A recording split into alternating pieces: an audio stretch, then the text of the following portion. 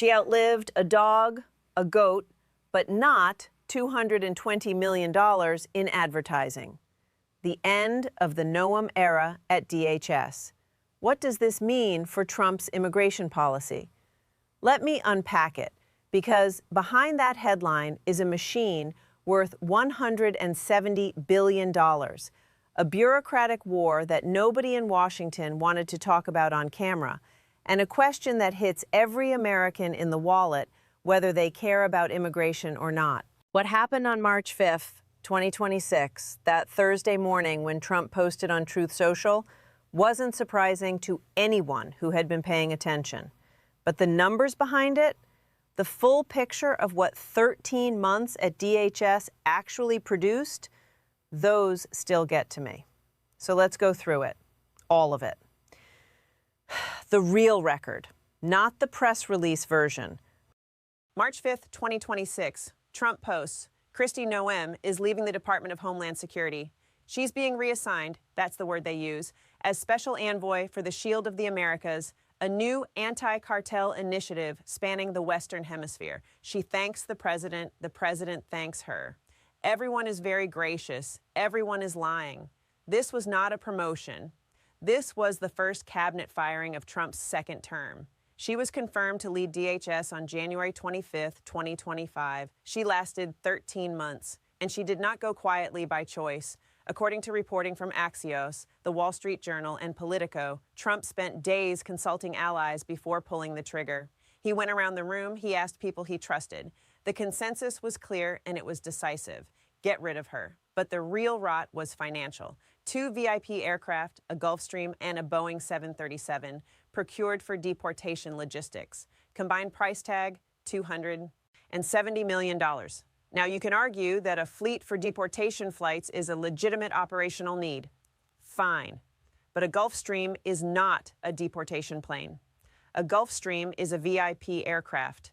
The procurement decision said something about priorities that the press releases did not. And then there was the advertising campaign, $220 million. A public-facing campaign with Noem's face front and center, sometimes alongside Trump himself, rolled out across media markets nationwide. Trump, in a Reuters interview after the firing, said he never approved that campaign, never authorized it.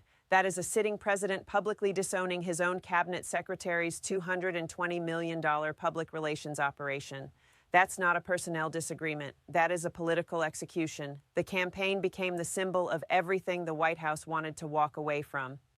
Then there was Tom Homan, the Border Czar, former acting ICE director, career enforcement official, the man who shared a portfolio with Noem, and the man she reportedly could not stand being in the same room with. Sources described it as a bitter feud, a personality clash. But what it actually was, in operational terms, was 2 entirely different philosophies of institutional power colliding inside the same building. Homan wanted results. Noem wanted coverage. Homan wanted raids. Noem wanted press conferences at the wall. Homan was running operations, including a high-profile series in Minneapolis, without coordinating through her office. He was going around her, openly, and she couldn't stop him because he had the direct ear of the White House, specifically of Stephen Miller, the architect of the entire immigration agenda. That dynamic, a cabinet secretary being outmaneuvered by a subordinate who had better access to the principal, is not sustainable. Everyone in Washington knew it. The question was only when it would end. The final straw wasn't the jets, it wasn't the ads, it was a Senate Judiciary Committee hearing in the first week of March 2026. 2 days of testimony. Senators from both parties pressing her on management failures, on the Minneapolis incidents, on spending, on the gap between the rhetoric and the reality of deportation numbers. And here's the detail that cuts deepest. Republican Senator Tom Tillis, not a Democrat, a Republican, a member of her own party, called her on the record a disaster and publicly called on her to resign. When your own side does that in a Senate hearing with cameras rolling, the countdown has already begun. Trump made the call within days. She became a special envoy for an initiative that didn't exist yet and has no defined budget, no staff, and no clear mandate, which means she became irrelevant. That's how Washington buries its mistakes, with a title and a handshake. Now I want to talk about the actual record, because here's where it gets genuinely complicated and where I think most coverage fails, because most coverage picks a side and then selects the numbers that support it. I'm going to give you both sets of numbers, and I'm going to let them sit next to each other without resolving the tension between them, because that tension is the story. On the external border, the physical line between the United States and Mexico, Kristi Noem's DHS oversaw something that can only be described as historically significant. Before Trump took office, the southwest border was logging somewhere between 150,000 and 370,000 encounters per month. That's the Biden-era baseline. That's the operational reality that Border Patrol agents were working within. By December 2025, that number had fallen to approximately 6,500 monthly apprehensions by U.S. Border Patrol. 6,500. That is a 96% reduction from the Biden-era peak. Full fiscal year 2025 recorded 237,565 total Southwest apprehensions, the lowest annual figure since 1970. Let me repeat that. Since 1970. 9 consecutive months of zero releases, meaning every single person encountered at the border was processed and held or removed, not released into the interior to await a court date years away. Gotaways, the people who cross undetected and evade the system entirely, dropped more than 90% in key sectors. By the metrics the administration cared about most, the external border was operationally controlled. That is a real achievement. It happened on her watch. But then you look at the other number, the number Trump actually ran on, the promise that got crowds roaring. Mass deportations, 1 million per year. That was the mandate. DHS's official public statements reported that by late 2025, more than 2.5 to 3 million people had left the United States. Sounds extraordinary, but when you examine what that figure actually contains, you find voluntary departures, people who left on their own without being removed by ICE, folded into the total alongside formal removals. You find border returns, people turned back at the line before they technically entered the country, counted alongside interior deportations. The independent researchers at the Transactional Records Access Clearinghouse and internal data reviewed by NBC News put the actual ICE-executed interior removals at somewhere between 234,000 and 350,000 for the year. The mandate was 1 million.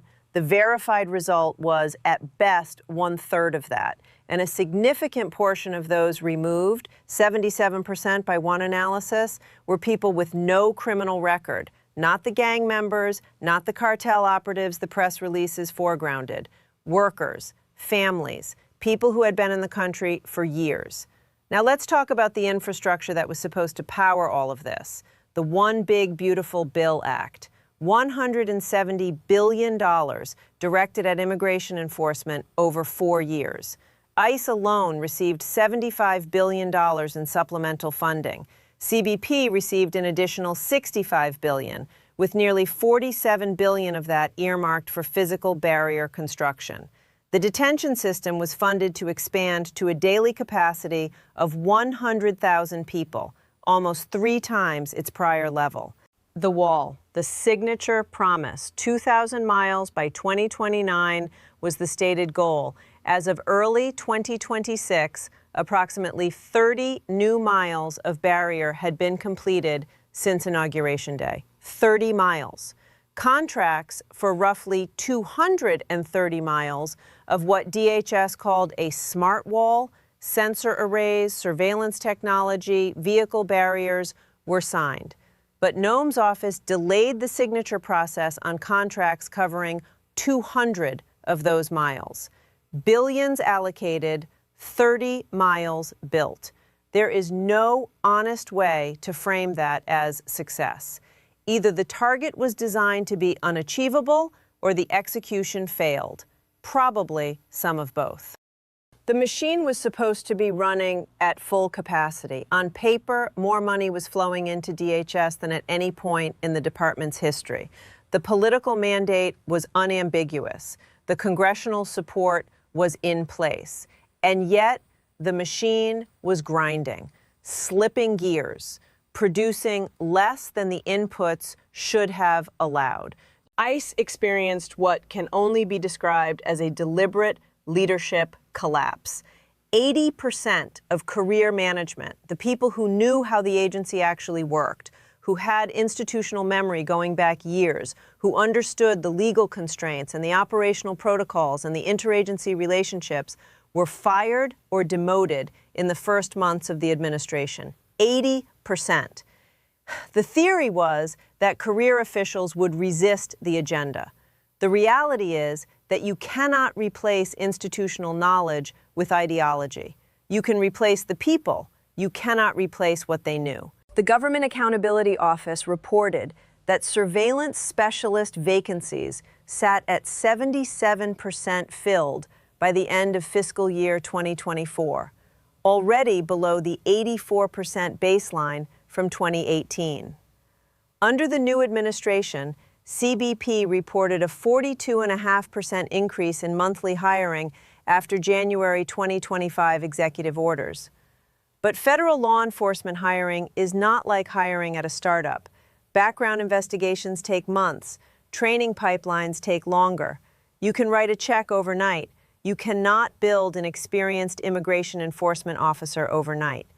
The gap between the budget and the operational capacity was real, and it was a direct consequence of the decision to clear out career leadership. And then there were the courts, the part that nobody on either side wants to talk about honestly. The Ninth Circuit Court of Appeals handed down a ruling in the case of Perdomo versus Noem with direct operational consequences.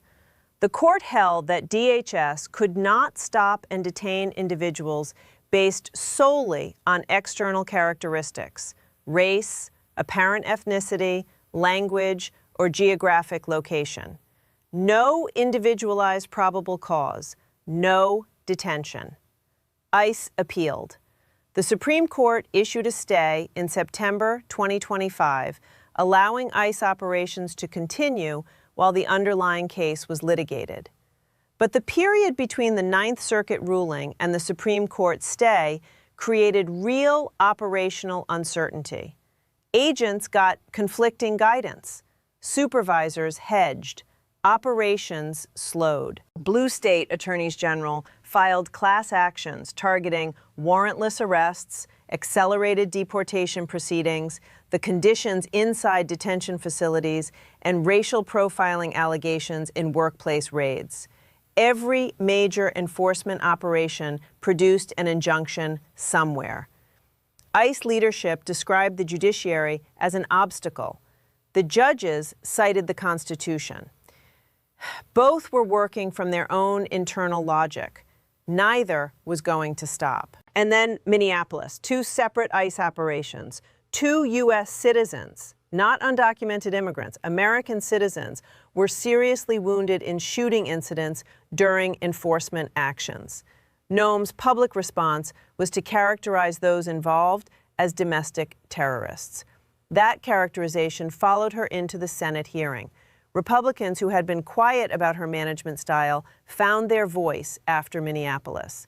That incident was the point at which the political protection she had inside the party began to erode. Homan ran his operations differently, quietly, without the press releases. There's an institutional lesson buried in that contrast, and the White House drew the obvious conclusion. Set politics aside completely for this block. What I'm about to give you is economics, supply and demand, labor markets, balance sheets. The United States agricultural sector has depended on undocumented immigrant labor for decades. This is not a secret. USDA data is explicit about it.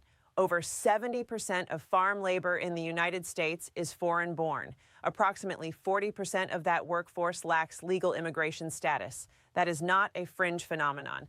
That is the structural foundation of American food production. When you remove that labor supply rapidly, not through a managed transition with alternative visa pathways, not through a phased program that gives the industry time to adapt, but through raids and mass voluntary departures triggered by enforcement pressure, you create an acute supply shock. A farmer in New Jersey needed 600 workers for his harvest season. He was able to find 200. The other 400 didn't show up because they had left the state, left the country, or were afraid to leave their homes. He lost $5 million in unharvested crops. One farmer, one season, one state. Scale that across California's Central Valley, which produces a third of American vegetables. Scale it across Florida's citrus and tomato operations. Scale it across the strawberry fields of Oregon and the apple orchards of Washington state. Construction is facing a potential contraction of 1.4 million immigrant workers across the sector.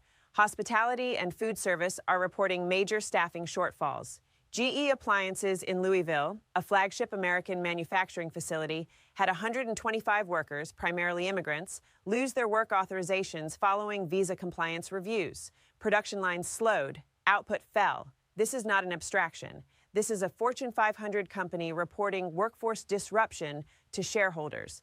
Kraft Heinz reported similar gaps at a Michigan facility. Hotels in Las Vegas, a city whose service economy is structurally dependent on immigrant labor, reported measurable declines in staffing levels and downstream declines in tourism revenue. The counterargument, and it's a real one, is that removing immigrant workers from low-wage labor markets forces wages up for native-born American workers who compete in those sectors. There is early empirical evidence of that happening in specific trades and specific geographies. Real wages for certain construction trades in affected markets have moved. That's documented. But the aggregate economic modeling from multiple independent institutions shows a more complicated picture.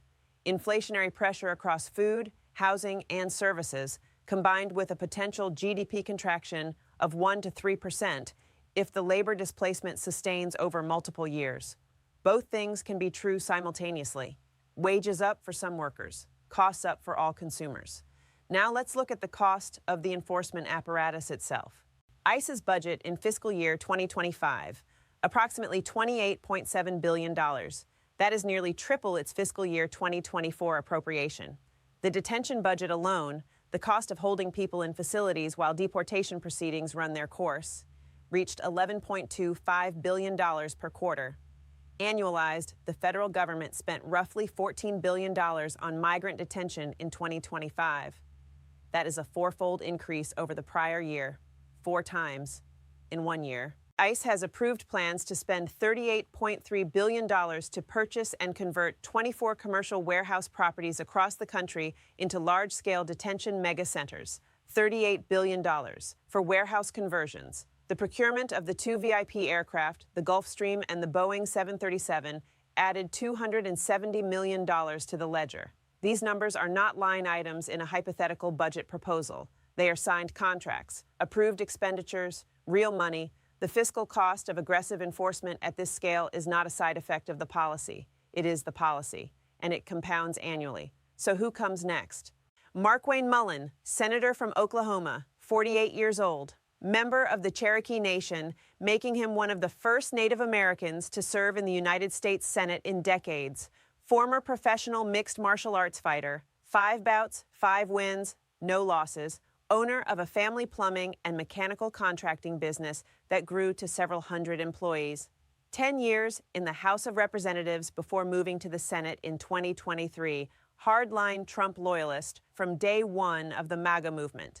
The kind of politician who once nearly engaged in a physical altercation with the president of the Teamsters Union on the Senate floor, stood up, told the man to stand up, and the video clip circulated nationally for weeks. He is not a border security professional. He is not a former law enforcement officer. He has no background in immigration policy or federal agency management. He is a politician with a fighter's instinct for confrontation and a businessman's focus on outcomes over process.